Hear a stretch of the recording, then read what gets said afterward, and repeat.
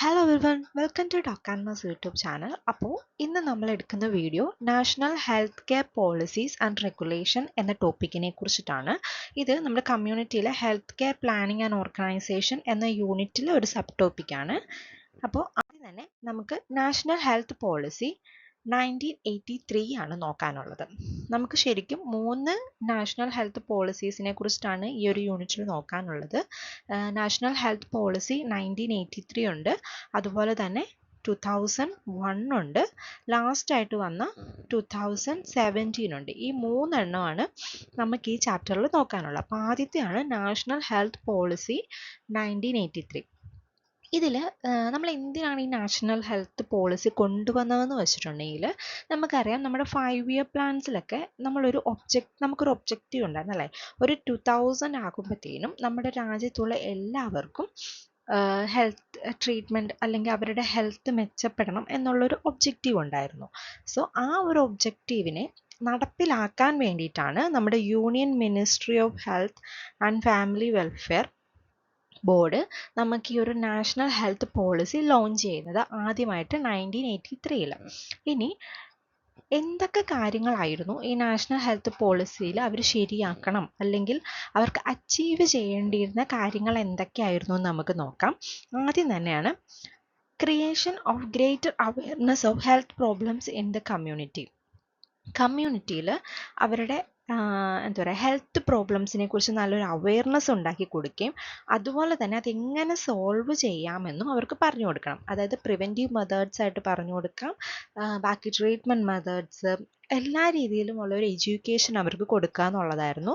രണ്ടാമത്തേന്ന് പറഞ്ഞാൽ ഒരു safe drinking water available ആയിരിക്കണം, അതുപോലെ തന്നെ സാനിറ്റേഷൻ ഫെസിലിറ്റീസും ഉണ്ടായിരിക്കണം. പക്ഷെ അത് എങ്ങനെയും കൂടി ആയിരിക്കണം, അവർക്ക് അഫോർഡബിൾ ആയിട്ടുള്ള രീതിയിലായിരിക്കണം. ഇനി നിലവിലുള്ള ഒരു ഇംബാലൻസ്, അതായത് ഹെൽത്ത് സർവീസിലുള്ള റൂറൽ ഏരിയ, അർബൻ ഏരിയ, അതുപോലെ തന്നെ ഇപ്പോൾ മെഡിക്കൽ കോളേജ് ഫെസിലിറ്റീസ്, അതുപോലുള്ള ആ ഒരു ഇംബാലൻസ് മൊത്തത്തിലൊന്ന് കൺട്രോൾ ചെയ്ത് എല്ലാവർക്കും കെയർ കിട്ടണ രീതിയിലാക്കണം എന്ന് വന്നിരുന്നു. നമ്മൾ നേരത്തെ പറഞ്ഞിട്ടുണ്ട്, അതായത് PHC CHC ഒക്കെ നേരത്തെ കൂടുതലും അർബൻ ഏരിയാസിലേ ഉണ്ടായിരുന്നുള്ളൂ. ഏറ്റവും കൂടുതൽ ആവശ്യമായിട്ടുള്ള റൂറൽ ഏരിയാസിൽ അത് അവൈലബിൾ അല്ല എന്ന് പറഞ്ഞിരുന്നു. സോ അപ്പോൾ ആ ഒരു ഇംബാലൻസുകളൊക്കെ കറക്റ്റ് ചെയ്യാം. അതുപോലെ തന്നെ ഒരു ഹെൽത്ത് മാനേജ്മെൻറ്റ് ഇൻഫർമേഷൻ സിസ്റ്റം അത് നല്ല രീതിയിൽ ഡെവലപ്പ് ചെയ്തെടുക്കേണ്ടിയിരുന്നു. ഒരുപാട് ഹെൽത്ത് പ്രോഗ്രാംസ് ഒക്കെ ഇംപ്ലിമെൻറ്റ് ചെയ്യാനും അതിൻ്റെ പ്ലാനിങ് നടത്താനും ഒക്കെ വേണ്ടിയിട്ട് നല്ലൊരു ഹെൽത്ത് മാനേജ്മെൻറ്റ് ഇൻഫർമേഷൻ സിസ്റ്റം നമുക്ക് വേണ്ടിയിരുന്നു. അതുപോലെ തന്നെ ഇവർക്കൊരു ലെജിസ്ലേറ്റീവ് സപ്പോർട്ട് കൊടുത്തു. ഹെൽത്തിൻ്റെ പ്രൊട്ടക്ഷനും പ്രൊമോഷനും വേണ്ടിയിട്ട് ഒരു ലോ എടുക്കാനുള്ള, ഒരു ലോ നടപ്പിലാക്കാൻ വേണ്ടിയിട്ടുള്ള ഒരു പവർ അവർക്ക് കൊടുത്തിരുന്നു. അതുപോലെ തന്നെ മാൽ ന്യൂട്രീഷൻസിന് വേണ്ടിയിട്ട് ഒരുപാട് പ്രോഗ്രാംസ് കൊണ്ടുവന്നിരുന്നു. ഹെൽത്ത് കെയർ ഡെലിവറി സിസ്റ്റം കൂടുതൽ മുമ്പോട്ട് കൊണ്ടുവരാൻ വേണ്ടിയിട്ട് ഒരുപാട് ഓൾട്ടർനേറ്റീവ് മെത്തേഡ്സിൽ അവർ റിസർച്ചുകൾ നടത്തി. കൂടുതൽ, അതായത് എന്ന് വെച്ചാൽ ലോ കോസ്റ്റിൽ നമുക്ക് എങ്ങനെ ക്വാളിറ്റി ഹെൽത്ത് ലോ കോസ്റ്റിൽ എങ്ങനെ പ്രൊവൈഡ് ചെയ്യാമെന്നുള്ള ഒരുപാട് ഓൾട്ടർനേറ്റീവ് മെത്തേഡ്സിനെ കുറിച്ച് അവർ റിസർച്ച് നടത്തി. അതുപോലെ തന്നെ മറ്റ് ഡിഫറെൻറ്റ് കൈൻഡ്സ് ഓഫ് മെഡിസിൻ, അതായത് നമുക്കറിയാം നമ്മുടെ ഇന്ത്യയിലെന്ന് പറഞ്ഞാൽ ആയുർവേദിക് സിസ്റ്റം ഉണ്ട്, ഹോമിയോപ്പതി ഉണ്ട്. അപ്പോൾ അങ്ങനെ ഒരുപാട് different kinds of medicine follow ചെയ്യുന്ന ഒരു രാജ്യമാണ് നമ്മുടെ ഇന്ത്യ. സോ അപ്പം ഇവരെ എല്ലാവരിലും ഒരു കോർഡിനേഷൻ കൊണ്ടുവന്ന് ട്രീറ്റ്മെൻറ്റ് കൊണ്ടുവരാൻ വേണ്ടിയിട്ട് ശ്രമിച്ചു. അപ്പം ഇത്രയായിരുന്നു നമുക്ക് അച്ചീവ് ചെയ്യേണ്ടിയിരുന്ന കാര്യങ്ങൾ. അപ്പോൾ അടുത്തതാണ് എന്തൊക്കെ ഫാക്ടേഴ്സ്, അതായത് എന്തൊക്കെ കാരണങ്ങൾ നമ്മുടെ ഈ 1983 നാഷണൽ ഹെൽത്ത് പോളിസി നല്ല രീതിയിൽ വർക്കാവാതെ ഇരുന്നു, എന്തൊക്കെ കാരണങ്ങൾ കൊണ്ട് വർക്കാവാതെ ഇരുന്നു. അപ്പോൾ അതാണ് നമ്മൾ നോക്കാൻ പോകുന്നത്. അപ്പോൾ ആദ്യം തന്നെ എന്ന് പറഞ്ഞാൽ നല്ല രീതിയിലൊരു പൊളിറ്റിക്കൽ സപ്പോർട്ട് നമുക്ക് ഉണ്ടായിരുന്നില്ല. അപ്പോൾ അത് തന്നെയായിരുന്നു നമ്മുടെ ഫസ്റ്റായിട്ട് വന്നിരുന്ന ഒരു പ്രോബ്ലം. ഇനി അടുത്തതെന്ന് പറഞ്ഞാൽ നമുക്ക് അർബൻ ഏരിയ, റൂറൽ ഏരിയ എന്നുള്ളൊരു രീതിയിൽ ഹെൽത്ത് കെയർ സർവീസ് ഈക്വലായിട്ട് എല്ലായിടത്തും എത്തിക്കാൻ വേണ്ടിയിട്ട് സാധിച്ചില്ല. പിന്നെ വുമൻസിൻ്റെ ലോ സ്റ്റാറ്റസും സോഷ്യോ എക്കണോമിക് സ്റ്റാറ്റസും മറ്റ് കാരണങ്ങളാണ്. അതുപോലെ തന്നെ ഒരു ഇൻ്റർസെക്ടറൽ കോർഡിനേഷൻ, ഒരു ആക്ഷൻ അച്ചീവ് ചെയ്യാൻ വേണ്ടിയിട്ട് സാധിച്ചിട്ടില്ല. ഹ്യൂമൻ റിസോഴ്സസിൻ്റെ സപ്പോർട്ട് വളരെ കുറവായിരുന്നു. അതുപോലെ തന്നെ എന്താ പറയുക, നമുക്കൊരു വീക്ക് ഹെൽത്ത് ഇൻഫർമേഷൻ സിസ്റ്റം ആയിരുന്നു അവൈലബിൾ ആയിട്ടുള്ളത്. പിന്നെ പോപ്പുലേഷനും പോർ ഫുഡും സേഫ്റ്റി നീഡ്സ് ഇല്ലായ്മയും അതുപോലെ തന്നെ വാട്ടർ സപ്ലൈയുടെ കുറവും സാനിറ്റേഷൻ പ്രോബ്ലംസും ഉണ്ടായിരുന്നു. കൂടാതെ എന്താ പറയുക, നമ്മുടെ ഒരു പെട്ടെന്ന് ചേഞ്ച് ചെയ്യുന്നൊരു ഡെമോഗ്രഫിക് ആൻഡ് എപ്പിഡമോളജിക്കൽ കണ്ടീഷൻസും ഇതിന് ഒരുപാട് രീതിയിൽ അഫക്റ്റ് ചെയ്തിട്ടുണ്ട്. റിസോഴ്സ് അലോക്കേഷൻസ് കുറവായിരുന്നു. ടെക്നോളജിയുടെ കോസ്റ്റ് വളരെ ഹൈ ആയിരുന്നു. അതുപോലെ തന്നെ ഒരുപാട് മാൻമെയ്ഡ് ഡിസാസ്റ്റേഴ്സും നാച്ചുറൽ ഡിസാസ്റ്റേഴ്സും ഇതിനെ ഒരുപാട് അഫക്റ്റ് ചെയ്തു. അപ്പം ഇത്രയും ഫാക്ടേഴ്സാണ് നമ്മുടെ 1983 നാഷണൽ ഹെൽത്ത് പോളിസിനെ അഫക്റ്റ് ചെയ്ത കാരണമെന്ന് പറയുന്നത്. ഇനി അതിൽ വന്നിരുന്ന നമ്മൾ അച്ചീവ് ചെയ്യാത്ത ഗോൾസ് അച്ചീവ് ചെയ്യാൻ വേണ്ടിയിട്ടാണ് നമ്മൾ 2001 നാഷണൽ ഹെൽത്ത് പോളിസി വീണ്ടും ലോഞ്ച് ചെയ്തിട്ടുണ്ട്. അപ്പോൾ അതിൽ മെയിനായിട്ടുണ്ടായിരുന്ന ഒബ്ജക്റ്റീവ്സ് എന്ന് പറയുന്നത് 6 എണ്ണമാണ്. അപ്പോൾ നമുക്കത് നോക്കാം.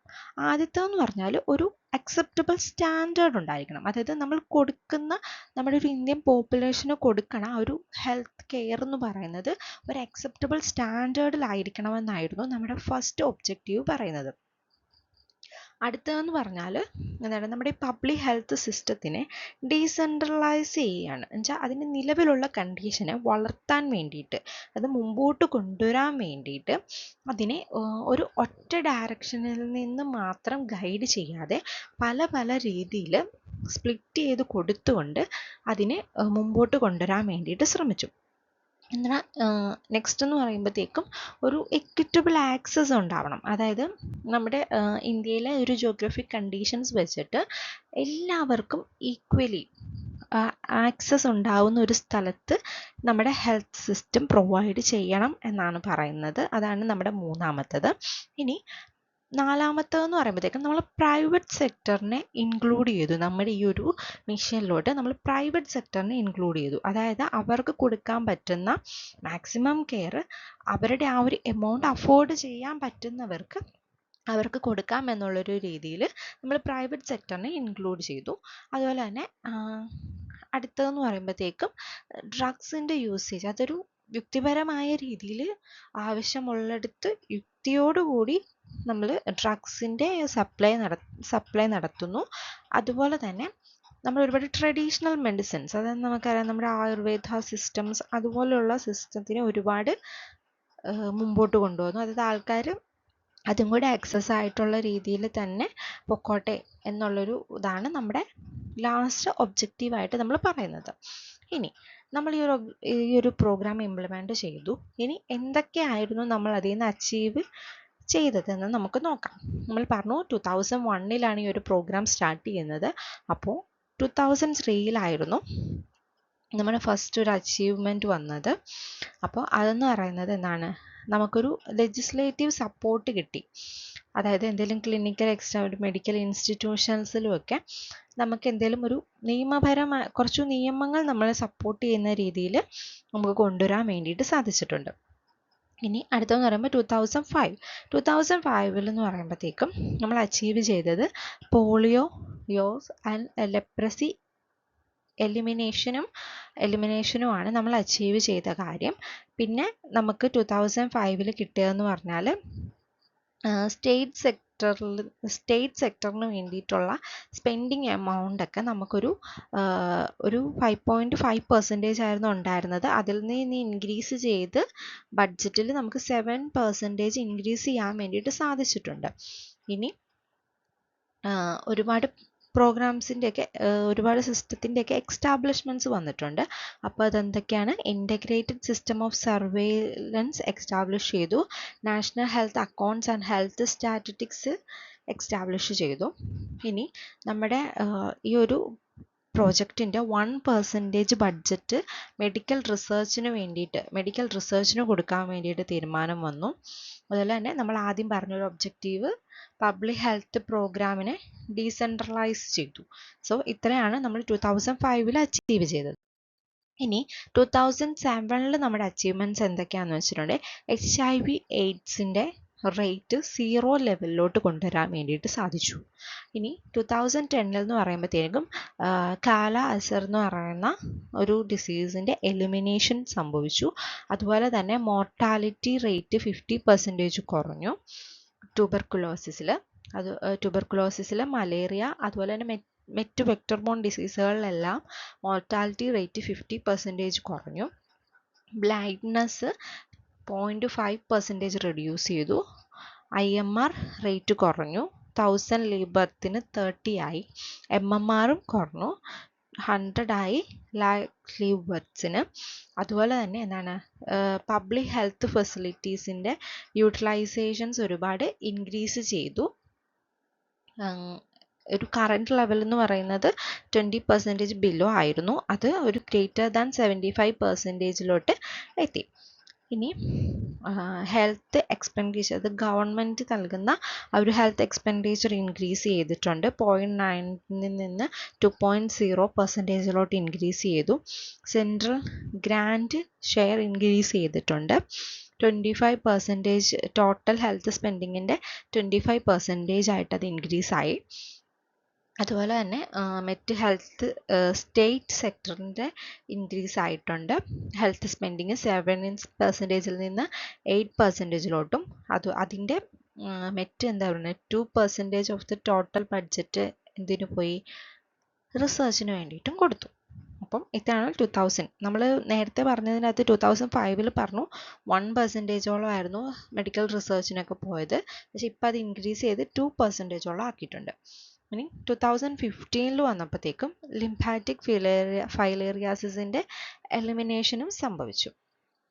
ഇനി അടുത്തതായിട്ട് നമ്മൾ നോക്കാൻ പോകുന്നതാണ് നാഷണൽ ഹെൽത്ത് പോളിസി 2017. അതായത് ഇതിന് മുമ്പുണ്ടായിരുന്ന നമ്മുടെ 2 നാഷണൽ ഹെൽത്ത് പോളിസീസിന് ശേഷം വന്നതും, അതായത് ഏറ്റവും അവസാനത്തതുമായതാണ് നാഷണൽ ഹെൽത്ത് പോളിസി 2017.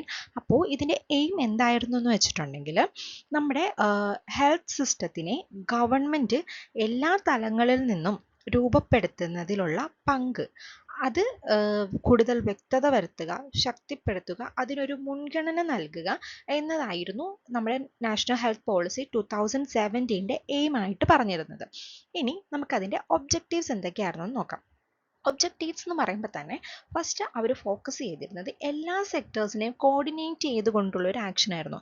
അതായത് നമ്മുടെ പ്രിവെൻറ്റീവ് സർവീസുകളെയും പ്രൊമോട്ടീവ് സർവീസ്, പാലിയേറ്റീവ്, റീഹാബിറ്റേറ്റീവ് സർവീസുകൾ, ഇങ്ങനെയുള്ള നമ്മുടെ എല്ലാ സർവീസുകളെയും ഒരു പബ്ലിക് ഹെൽത്ത് സെക്ടർ കൂടെ ഒരുമിച്ച് ചേർത്തുകൊണ്ട്, ഈ സെക്ടറുകളെല്ലാം കൂടെ കോർഡിനേറ്റ് ചെയ്തുകൊണ്ടുള്ള ഒരു ക്വാളിറ്റി ഹെൽത്ത് കെയർ ഡെലിവറി ആയിരുന്നു നമ്മുടെ 2017 പോളിസിയുടെ ഒബ്ജക്റ്റീവായിട്ട് പറഞ്ഞിരുന്നത്.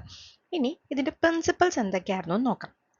ആദ്യം തന്നെ പ്രൊഫഷണലിസം, ഇൻറ്റഗ്രിറ്റി ആൻഡ് എത്തിക്സ്. നമുക്കറിയാം, എപ്പോഴും നമ്മൾ കെയർ കൊടുക്കുമ്പോഴത്തേക്കും ഒരു മെഡിക്കൽ കെയർ പ്രൊവൈഡ് ചെയ്യുന്നിടത്ത് ആ പ്രൊവൈഡ് ചെയ്യുന്ന വ്യക്തി എപ്പോഴും ഒരു പ്രൊഫഷണൽ ആറ്റിറ്റ്യൂഡുള്ള ഒരു വ്യക്തിയായിരിക്കണം, പ്രൊഫഷണൽ നോളജ് ഉള്ള ഒരു വ്യക്തിയായിരിക്കണം. അതുപോലെ തന്നെ നമ്മുടെ എല്ലാ രീതിയിലുമുള്ള മെഡിക്കൽ ലീഗൽ എത്തിക്സുകൾ ഫോളോ ചെയ്യുന്ന ഒരു വ്യക്തിയുമായിരിക്കണം. സോ അതാണ് നമ്മുടെ ഫസ്റ്റ് പ്രിൻസിപ്പിൾ. അടുത്തതാണ് ഇക്വിറ്റി എന്ന് പറയുമ്പം ഇവിടെ പറഞ്ഞിരിക്കുന്നത് മെയിനായിട്ട് നമുക്ക് അറിയാം 3 ലെവൽ ഓഫ് നമ്മുടെ ഹെൽത്ത് കെയർ ഡെലിവറി സിസ്റ്റം ഉണ്ട്.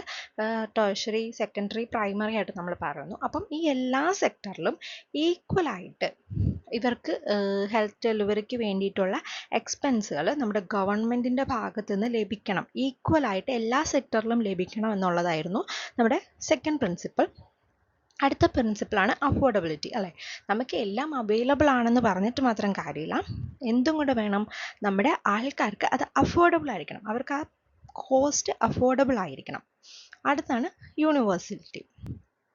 അതായത് നമ്മളൊരിക്കലും എന്താ പറയുക, ഒരു റിച്ച് അല്ലെ പുവർ സെക്ഷൻസിനെ ഫോക്കസ് ചെയ്തിട്ടുള്ള കെയർ അല്ല വേണ്ടത്. എല്ലാവർക്കും അഫോർഡബിൾ ആയിട്ടുള്ള, അതായത് എല്ലാവർക്കും ഉപയോഗിക്കാൻ പറ്റുന്ന രീതിയിലുള്ള കെയർ ആയിരിക്കണം. അല്ലെങ്കിൽ എല്ലാ കാറ്റഗറീനെയും പരിഗണിച്ചുകൊണ്ട് എല്ലാവർക്കും ഈക്വലായിട്ട് നമ്മൾ കെയർ കൊടുക്കണം. അടുത്താണ് patient centred quality of care, അല്ലേ? പേഷ്യൻറ്റിൻ്റെ ആവശ്യാനുസരണം ക്വാളിറ്റി കെയർ ആയിരിക്കണം നമ്മൾ പ്രൊവൈഡ് ചെയ്യുന്നത്. അടുത്താണ് അക്കൗണ്ടബിലിറ്റി. അപ്പോൾ നമുക്കറിയാം, അവർക്ക് അക്കൗണ്ടബിൾ ആയിട്ടുള്ള രീതിയിലുള്ള കെയർ പ്രൊവൈഡ് ചെയ്യുക. പിന്നെ ഇൻക്ലൂസീവ് പാർട്ട്ണർഷിപ്പ് അല്ലേ, നമുക്ക് ഇപ്പോൾ ഒരു ഹോസ്പിറ്റൽ സ്റ്റാർട്ട് ചെയ്യുന്നതിലോ നമ്മുടെ ഹെൽത്ത് ഡെലിവറി സിസ്റ്റം ബിൽഡപ്പ് ചെയ്യുമ്പോഴോ നമുക്ക് എപ്പോഴും ഒരു പാർട്ട്ണർഷിപ്പ് വേണമെങ്കിൽ നമുക്ക് എടുക്കാം. പക്ഷെ അതെപ്പോഴും നമ്മുടെ എന്താ പറയുക, നമ്മൾ ലാഭത്തിനെ മുന്നിൽ കണ്ട് മാത്രമാവരുത്, എപ്പോഴും ഒരു ക്വാളിറ്റി കെയർ പ്രൊവൈഡ് ചെയ്യും എന്നുള്ള ഒരു എയിമോട് തന്നെ ആയിരിക്കണം. അടുത്താണ് പ്ലൂറലിസത്തിൽ നിന്ന് ഉദ്ദേശിക്കുന്നത്, നമുക്കറിയാം നമ്മുടെ ഇന്ത്യയിൽ ഒരുപാട് ട്രഡീഷണൽ മെഡിസിൻസ് ഫോളോ ചെയ്യുന്ന ഒരു രാജ്യമാണ്, ഇപ്പോഴും അത് ഫോളോ ചെയ്യുന്നുണ്ട്. അപ്പോൾ ആ ട്രഡീഷണൽ മെഡിസിനെ നമ്മൾ കേട്ടിട്ടുണ്ട് ആയുഷ് എന്നല്ലേ, നമ്മളിപ്പോഴും പഠിക്കുന്നുണ്ട്. നമ്മുടെ ഇന്ത്യയിൽ ഇതൊക്കെ ഫോളോ അപ്പ് ചെയ്യുന്നതാണ്. അത് ആയുർവേദ, യോഗ, യുനാനി, സിദ്ധ, ഹോമിയോപ്പതി. അപ്പം ഈ ഒരു സിസ്റ്റത്തിനെയും കൂടെ അക്സെപ്റ്റ് ചെയ്യണം എന്നുള്ളതായിരുന്നു നമ്മുടെ ഒരു പ്രിൻസിപ്പിൾ. അടുത്തെന്താണ്, ഡീസെൻട്രലൈസേഷൻ. അതായത് ഒറ്റ ഡയറക്ഷൻ മാത്രം ലഭിക്കാതെ, അതായത് പ്രൈവറ്റ് സെക്ടേഴ്സിനും ഗവൺമെൻറ് സെക്ടേഴ്സിനുമൊക്കെ അവരവരുടേതായ രീതിയിൽ ഹയർ ചെയ്യാൻ പറ്റുന്ന രീതിയിലോട്ട് ഈ ഒരു ഹെൽത്ത് ഡെലിവറി സിസ്റ്റത്തിനെ സ്പ്ലിറ്റ് ചെയ്ത് കൊടുത്തു. ഇനി അടുത്തതാണ് ഡൈനാമിസം ആൻഡ് അഡാപ്റ്റീവ്നെസ്. അതായത് ഏത് സിറ്റുവേഷനിലും യോജിക്കുന്ന രീതിയിൽ, അത് ഭയങ്കര ഡൈനാമിക് ആയിരിക്കണം നമ്മുടെ ഈ ഒരു പോളിസി. അതോടൊപ്പം തന്നെ ആ ഒരു സിറ്റുവേഷനുമായിട്ട് എത്രയും പെട്ടെന്ന് അഡാപ്റ്റേഷൻ ഉണ്ടാവുകയും ചെയ്യണം. സോ അതായിരുന്നു നമ്മുടെ ലാസ്റ്റ് പ്രിൻസിപ്പിൾ. ഇനി എന്തൊക്കെ ഗോൾസ് ആണ് നമുക്ക് അച്ചീവ് ചെയ്യേണ്ടിയിരുന്നത് ഈ ഒരു പോളിസിയിൽ നിന്ന് നമുക്ക് നോക്കാം. ആദ്യം തന്നെ നമ്മുടെ ലൈഫ് എക്സ്പെക്റ്റൻസി റേറ്റ് നമുക്ക് ഇൻക്രീസ് ചെയ്യണമായിരുന്നു. ഒരു 67.5 നിന്നും 70 2025 ആകുമ്പോഴത്തേക്കും നമുക്ക് ഇൻക്രീസ് ചെയ്യണമായിരുന്നു. അടുത്തതാണ് disability adjusted life years index എന്ന് പറയുന്നത്, നമ്മുടെ ഒരു ഒരു ഡിസീസ് ഉണ്ട്, അതിൻ്റെ ഒരു ഓൾ ഓവർ ബേർഡൻ എത്രത്തോളം ഉണ്ട് എന്ന് മെഷർ ചെയ്യുക. അപ്പം അത് നമ്മൾ എക്സ്റ്റാബ്ലിഷ് ചെയ്തു. അടുത്താണ് TFR റേറ്റ് നമുക്ക് റെഡ്യൂസ് ചെയ്യണം 2025 ആകുമ്പോഴത്തേക്കും. TFR റേറ്റ് എന്ന് പറയുന്നതാണ് ടോട്ടൽ ഫെർട്ടിലിറ്റി റേറ്റ്. ഇനി അടുത്താണ് അണ്ടർ 5 മോർട്ടാലിറ്റി റേറ്റ് 2025 ആകുമ്പോൾ റെഡ്യൂസ് ചെയ്യണം. അതുപോലെ തന്നെ മെറ്റേണൽ മോർട്ടാലിറ്റി റേറ്റ് 2020 ആകുമ്പോഴത്തേക്കും റെഡ്യൂസ് ചെയ്യണം. ഇൻഫൻറ്റ് മോർട്ടാലിറ്റി റേറ്റ് റെഡ്യൂസ് ചെയ്യണം. നിങ്ങൾക്ക് ഇയർ ഓർത്തിരിക്കാൻ പറ്റുമെങ്കിൽ ഓർത്തിരിക്കാം, ഇല്ലെങ്കിലും ജസ്റ്റ് പോയിന്റ്സ് എങ്കിലും ഓർത്തിരിക്കാൻ ശ്രമിക്കാം. അടുത്താണ് നിയോനേറ്റൽ മോർട്ടാലിറ്റി റേറ്റ്. അതിൽ സ്റ്റിൽ ബർത്ത് ഒരു സിംഗിൾ ഡിജിറ്റിലോട്ട് 2025 ആകുമ്പോഴത്തേക്ക് റെഡ്യൂസ് ചെയ്യുക. അതിന് ലെപ്രസി എലിമിനേഷൻ 2020 ആകുമ്പോഴത്തേക്കും അച്ചീവ് ചെയ്യുക. കാലാസ് 2017 ലിംഫാറ്റിക് ഫൈലേറിയാസിസ് 2017 ആകുമ്പോഴത്തേക്കും നമ്മൾ എലിമിനേറ്റ് ചെയ്യുക. അല്ല ഗ്ലോബൽ ടാർഗറ്റ്, അതായത് നമ്മുടെ HIV AIDS പോലുള്ള അസുഖങ്ങളിൽ നമ്മുടെ ഗ്ലോബൽ ടാർഗറ്റ് 2020 ആകുമ്പോഴത്തേക്കും അച്ചീവ് ചെയ്യാം. അതുപോലെ തന്നെ നമ്മുടെ TB, നമ്മുടെ ട്യൂബർക്കുലോസിസ് റേറ്റ്, സ്പ്യൂട്ടം പോസിറ്റീവ് ആയിട്ടുള്ളത് റേറ്റ് കുറയ്ക്കുക, പുതിയ കേസസ് വരാതിരിക്കാൻ ശ്രമിക്കുക, ഈ ഒരു കണ്ടീഷൻ എലിമിനേറ്റ് ചെയ്യാൻ വേണ്ടിയിട്ട് ശ്രമിക്കുക. പിന്നെ ബ്ലൈൻഡ്നെസ് റെഡ്യൂസ് ചെയ്യാൻ വേണ്ടിയിട്ട് ശ്രമിക്കുക. പ്രിമച്വർ മോർട്ടാലിറ്റി, അതുപോലെ cardiovascular disease, cancer, diabetic, chronic respiratory disease കാരണമുള്ള പ്രിമച്വർ മോർട്ടാലിറ്റി നമ്മൾ റെഡ്യൂസ് ചെയ്യാം. പബ്ലിക് ഹെൽത്ത് ഫെസിലിറ്റീസ് 50% എങ്കിലും കൂടുതൽ ഉപയോഗിക്കാൻ വേണ്ടിയിട്ട് യൂട്ടിലൈസ് ചെയ്യാൻ വേണ്ടിയിട്ട് ശ്രമിക്കുക. അതിൽ ആൻറ്റിനേറ്റൽ കെയർ എല്ലാവർക്കും കിട്ടുന്നുള്ള ഒരു കവറേജ് ഉറപ്പാക്കുക. ഇനി ന്യൂബോൺ എപ്പോഴും ഒരു 1 ഇയറിനുള്ളിലുള്ള ഒരു ന്യൂബോൺ 25 ആകുമ്പോഴത്തേക്കും ഒരു എബവ് 90% എങ്കിലും ഫുള്ളി ഇമ്മ്യൂണൈസ്ഡ് ആക്കുക. ഫാമിലി പ്ലാനിങ് അച്ചീവ് ചെയ്യുക. ഹൈപ്പർടെൻസീവ് ഡയബറ്റിക് ഡിസീസുകളൊക്കെ ഒരു 80% തോളം ഹൗസ് ഹോൾഡ് മെയിൻറ്റെയിൻ ചെയ്യുക. അടുത്തതാണ് എന്താണ് ടൊബാക്കോ യൂസ് റെഡ്യൂസ് ചെയ്യുക. അതിൽ അണ്ടർ 5 ചിൽഡ്രന് വരുന്ന ഗ്രോത്ത് ഡിസബിലിറ്റികളെ നമ്മൾ റെഡ്യൂസ് ചെയ്യുക 40% എങ്കിലും. പിന്നെ സേഫ് വാട്ടറും സാനിറ്റേഷനും 2020 അവൈലബിൾ ആക്കുക. അതിനൊരു മിഷനായിട്ടായിരുന്നു സ്വച്ഛ് ഭാരത് മിഷൻ നമുക്ക് ഗവൺമെൻറ് കൊണ്ടുവന്നിരുന്നു. ഒക്യുപ്പേഷണൽ ഇഞ്ചുറീസ് കുറയ്ക്കുക. ഹെൽത്ത് എക്സ്പെൻഡിച്ചർ, ഗവൺമെൻറ്റിൽ നിന്ന് കിട്ടുന്ന ഹെൽത്ത് എക്സ്പെൻഡിച്ചർ ഇൻക്രീസ് ചെയ്യുക. സ്റ്റേറ്റ് സെക്ടറിൽ നിന്ന് കിട്ടുന്ന ഹെൽത്ത് സ്പെൻഡിങ് ഇൻക്രീസ് ചെയ്യുക. എന്തെങ്കിലും എന്താ പറയുക നാശനഷ്ടങ്ങൾ, അതായത് വീടുകൾക്ക് അങ്ങനെയുള്ള നാശനഷ്ടങ്ങൾ മാക്സിമം അതിനുള്ള റേറ്റ് കുറയ്ക്കുക. പിന്നെ പാരാമെഡിക്കൽ അല്ലെ ഡോക്ടേഴ്സിൻ്റെ അവൈലബിലിറ്റി ആവശ്യമുള്ള ഡിസ്ട്രിക്റ്റുകളിൽ അല്ലെ ഹൈ പ്രയോറിറ്റീസ് ഉള്ള ഏരിയാസിൽ ഏറ്റവും കൂടുതൽ അവൈലബിലിറ്റി അഷ്വർ ചെയ്യുക. പ്രൈമറി സെക്കൻഡറി കെയർ ഫെസിലിറ്റീസ് എല്ലാവർക്കും അവൈലബിൾ ആക്കുക. ഇലക്ട്രോണിക് ഡേറ്റാബേസ് ഇൻഫർമേഷൻ എൻഷുർ ചെയ്യുക. അതിലെ ഹെൽത്ത് സർവൈലൻസ് സിസ്റ്റം 2020 നല്ല രീതിയിൽ സ്ട്രെങ്തൻ ചെയ്യുക. അതിലൊരു health information exchange system, national health information network ഇതൊക്കെ എക്സ്റ്റാബ്ലിഷ് ചെയ്യുക. സോ അപ്പം ഇത്രയും ഗോൾസ് അച്ചീവ് ചെയ്യാൻ വേണ്ടിയിട്ടാണ് 2017 ഈ നാഷണൽ ഹെൽത്ത് പോളിസി കൊണ്ടുവന്നത്. അപ്പോൾ ഇന്ന് നമ്മൾ നോക്കിയത് നാഷണൽ ഹെൽത്ത് പോളിസി 1983, 2001 ആൻഡ് 2017 ആയിരുന്നു. അപ്പം അതോടുകൂടി ഈ വീഡിയോ തീരുകയാണ്. സോ എല്ലാവർക്കും ക്ലാസ്സിൽ ഇഷ്ടപ്പെട്ടെന്ന് വിചാരിക്കുന്നു. ഇഷ്ടപ്പെട്ടെങ്കിൽ സബ്സ്ക്രൈബ് ചെയ്യുക, ലൈക്ക് ചെയ്യുക. Thank you.